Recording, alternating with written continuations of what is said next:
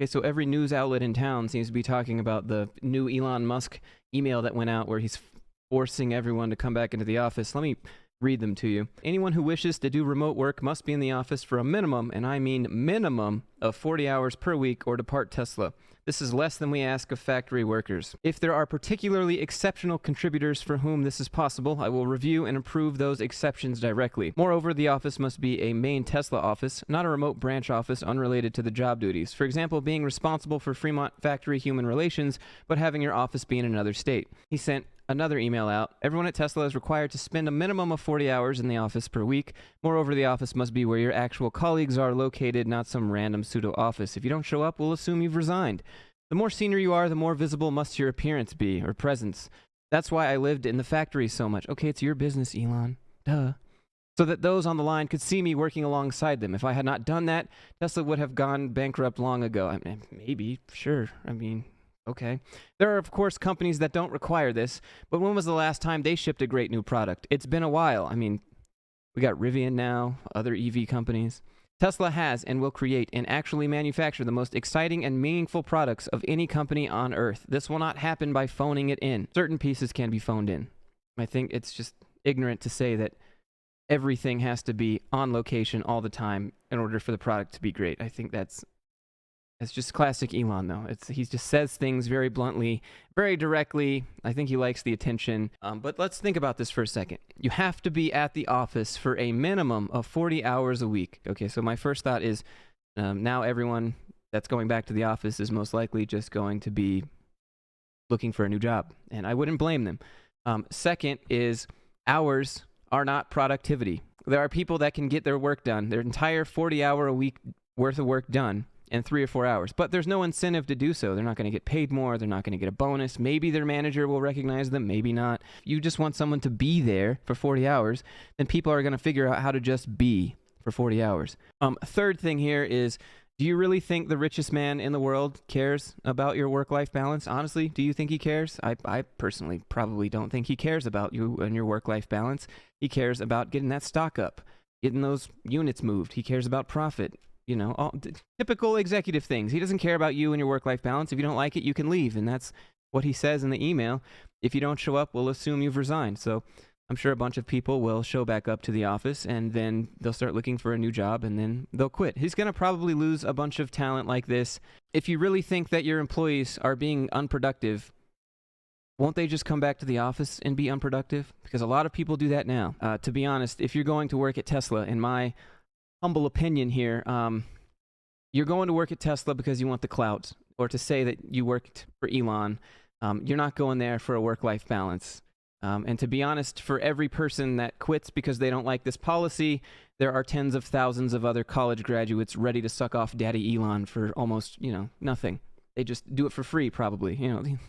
That's me being kind of cynical, but you guys get what I'm saying. Like, there are so many people in college that are like, oh, I want to work at Tesla and SpaceX and change the world and this and that. And, like, they're going to do whatever they're told and be thankful for it. And there are probably older, more mature, wiser people that are like, I have a family. This isn't my company. I don't really get paid enough to deal with all this BS. So I'm just going to go somewhere else. And, I work to live. I don't live to work. Unlike Elon, he lives to work. And he's pretty adamant about that. He's pretty open about that. There's an interview from a while ago, like 2012 or something, talking about what he thinks about what a good work week is. Right now, we're working 6 days a week. Some people are working 7 days a week. I do. Well, you own the company, and it's your company, and you get everything if it goes great, and, you're responsible for if it fails, so I could see how you'd want to be there all the time. But for a lot of people, working 7 days a week is not sustainable. I mean, if it's not their business, they're probably just working so that they can pay their bills and do the things that they enjoy. Down here, if you're joining Tesla, you're joining a company to work hard. We're not trying to sell you a bill of goods. If you can go work for another company, and then maybe you can work a 40-hour week. But if you work for Tesla, the minimum is really a 50-hour week. And there are times when it'll be 60 to 80-hour a week. Compensation. If someone is hourly, they receive time and a half. But if someone is salary, then we do cash and stock bonuses for going above and beyond the Call of Duty. Like, if you're a salaried employee and you work more than 40 hours a week in the United States, you don't get paid anymore. So he knows that, and he says, we're going to give you cash and stock bonuses for going above and beyond. But really what that means is that the person above you, your managers, your bosses, you're relying on them to notice you going above and beyond. What if your managers don't like you? What if they like someone else? Well, then they're not going to probably pick you to get those cash bonuses or stocks. And so you just end up going above and beyond for nothing. The general understanding is that if you're at Tesla, you're choosing to be at the equivalent of the special forces. You sell electric vehicles, Elon.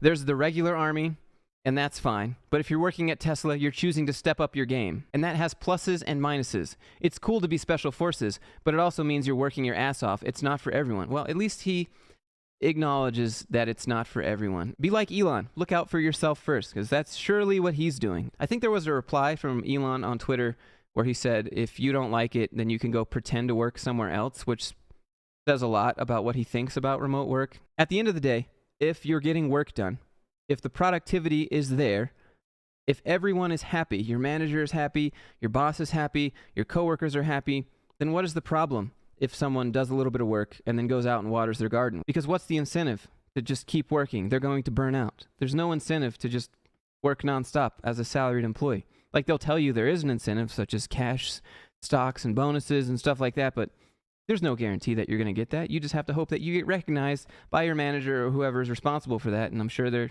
a lot of times that just never happens and you end up getting burned.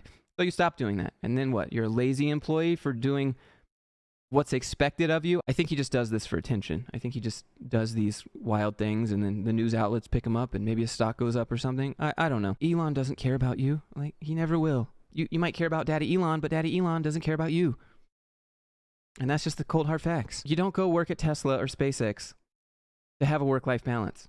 You don't. You go work there to say, I worked for Elon. I worked for Tesla. I made a difference in the world by making electric vehicles, or help the human race get to Mars or whatever.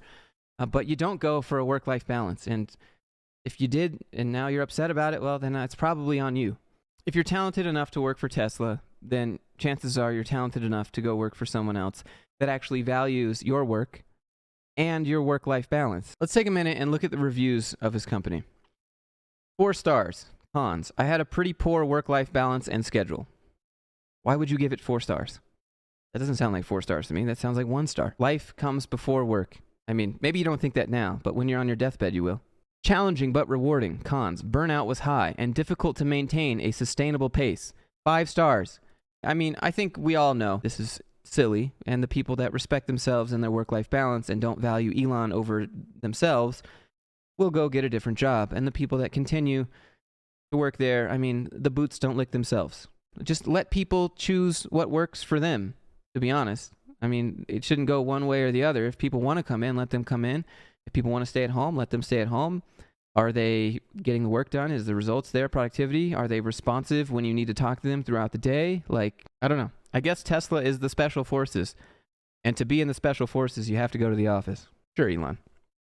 Anyways, guys, if you like my perspective, if you like my thoughts, my rant, do me a favor, click like, click subscribe. I've been under the weather recently.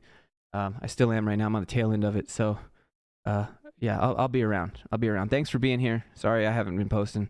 But I'll be back soon. Okay. You guys have a good one. I'll see you in the next one.